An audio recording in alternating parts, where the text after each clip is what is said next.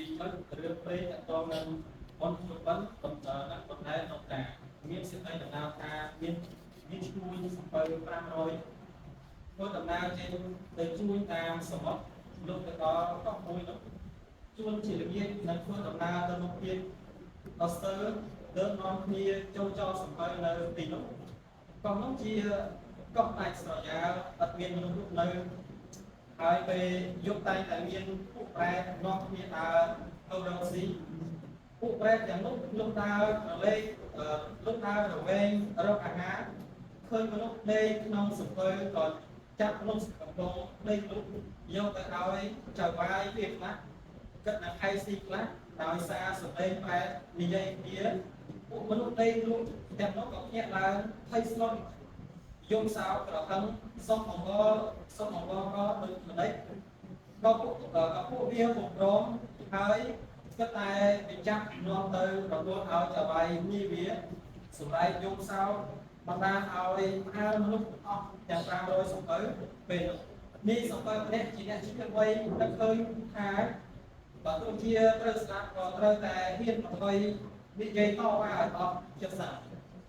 មិនត្រូវឲ្យគេផ្លាច់ជីវិតទៅទេឡើយទឹកហើយក៏តាំងស្មារតីអំអាចនិយាយទៅកាន់ស្ដេចប្រែសូមឲ្យលែងពួកខ្លួនតែស្ដេចប្រែនោះឆ្លើយថាយើងនឹងលែងពួកឯងទៅវិញមិនបានទេព្រោះពួកយើងស្រេកឃ្លានណាស់បើលែងពួកអ្នកឯងទៅមិនដឹងថាកាលណានឹងបានទៀតទេពួកយើងខ្សត់អាហារនិយាយឈ្នួញអង្វរសូមលោកលែងពួកយើងទាំងអស់វិញចុះយើងសន្យាថានឹងទទួលរកអាហារជូនលោករាល់ឆ្នាំលុបត្រាដល់អស់ជីវិតហើយលោកពិចារណាឲ្យលោកពិសាយើងទៅពេលនេះលោកបានឆ្អែតតែមួយគ្រាប្រដាប់អំណត់អំណាចតទៅលោកនឹងត្រូវអត់ឃ្លាទៀតពួកយើងសន្យានឹងលោកយ៉ាងនេះតើលោកជ្រើសយកទៅណា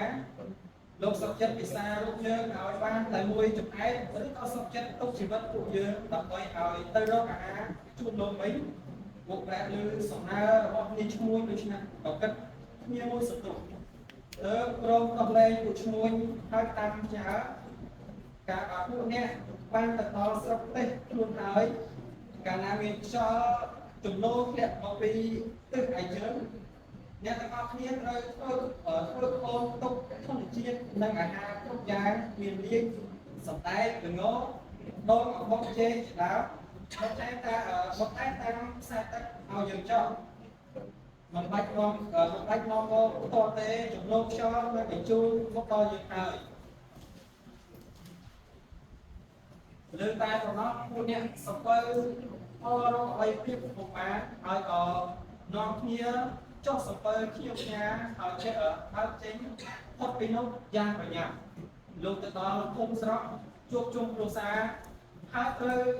នៅពេលចិត្តដល់ទៅជុំតែទឹកឡើងដើរស្ដាប់ផងអ្នកដែលបានសន្យានឹងប្រែទាំងនោះក៏មកគ្នាធ្វើនំណែរកចេកអំពៅលៀកស្រូវអង្ករផ្លែឈើហើយមាននៅក្នុងរដូវនោះធ្វើពោពីហើយដាក់បតែបញ្ជូនទៅឲ្យប្រែតាមខ្សែទឹករាល់ឆ្នាំមនុស្សជាប់ដើមកាន់ពាក្យសច្ចៈល្អណាស់បាននិយាយសន្យាថាដូចម្ដេចហើយមិនហ៊ានបំពេញទេអំណេតមកអ្នកស្រុកក៏នាំគ្នាធ្វើតមកទៅជាទំនៀមទម្លាប់ដោយយល់ថាធ្វើបុណ្យបណ្ដែតស្រូវអង្ករទៅឲ្យដូនតាដែលទៅកើតជាប្រែតស្ថិតនៅឯស្រុកទន្លេស្ងួតក៏ទួតមួយដើមទៅវិញអកស្រង់ពីប្រជុំរឿងព្រៃខ្មែរទី9បាទបាទអរគុណសិភៅពីការអានកុំកាន់បត់គេឲ្យបាក់ហើយពីការអានទៀតពីការដាក់ឲ្យខ្មែរមកចេះហ៎ដល់ពេលហើយបើយើងការទៅពីការទៅមកតែអំពីដៃមក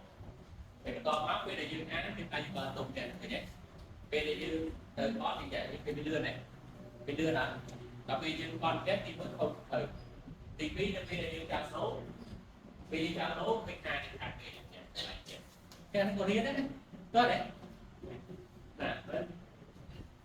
ចិត្តអានបត់ទៅទៅដាក់ចាំមកណាឃើញទេស្រួលទេ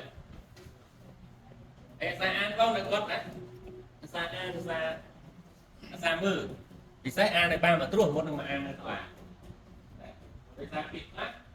យើងអានឲ្យស្រួលណាបើគេអោបចាំលេយើងមិនអានចាំលេអានអត់ទេស្ដាប់អត់បានស្ដាប់មកពីថាទៅកើតឲ្យយើងដល់នេះចឹងក៏រៀនអានក៏មានសិល្បៈដែរណាអានមកដូចតងហ្មងមានដក clear មានអីចឹងទៅអត់ផងហ្នឹង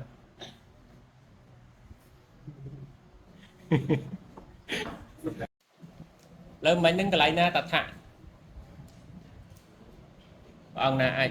នេះបានតថានៅក្នុងអត្ថបទរឿងមិញហ្នឹងកន្លែងណាដែលបង្ហាញថារឿងនឹងមានលក្ខណៈតថាបើព្រះអង្គឆ្លើយប៉ុណ្ណឹងបានមានន័យថាព្រះអង្គយល់មេរៀនហ្នឹងហើយបាទអង្គណាលើកដៃបាទឲ្យអង្គនឹងម្ដងព្រោះព្រះអង្គឡើងឆ្លើយមិញហើយដល់អត្ថភាពលោកម្ដងអូខេថានៅក្នុងនេះអ្នកនិពន្ធស្ដាប់ខុសកន្លែងតែព្រឹងពីដំចុងមកតែមកកទេបើជើទៅដើមឲ្យជុកប្រែហើយធ្វើតកណាអរគុណណាអញ្ចឹងតថាហ្នឹងគឺបង្ហាញត្រង់ពិធីហ្នឹងហើយពិធីគឺទំនៀមទម្លាប់ដែលខ្មែរយើងធ្វើជាប់មកដល់បច្ចុប្បន្នហ្នឹងបណ្ដែតដូនតាហ្នឹងជាប់នៅអត់ណាមកដល់បច្ចុប្បន្ននេះជាក់ស្ដែងប្រកាសអត់ទេអាហ្នឹងមិនតថាកន្លែងហ្នឹងហើយគេហៅថាតថាគឺសំដៅលើរឿងរ៉ាវហេតុការណ៍ព្រឹត្តិការណ៍ណាមួយសកម្មភាពណាមួយដែលធ្វើជាប់មកហើយយើងឃើញរហូតមកដល់បច្ចុប្បន្នហ្នឹងហៅថាតថាអញ្ចឹងយល់ណាគ្រូអង្គណាអញ្ចឹងមេរៀនហ្នឹងយើងអាចបញ្ចប់បានហើយអញ្ចឹងយើងបន្តទៅមេរៀនថ្មីទៀតណា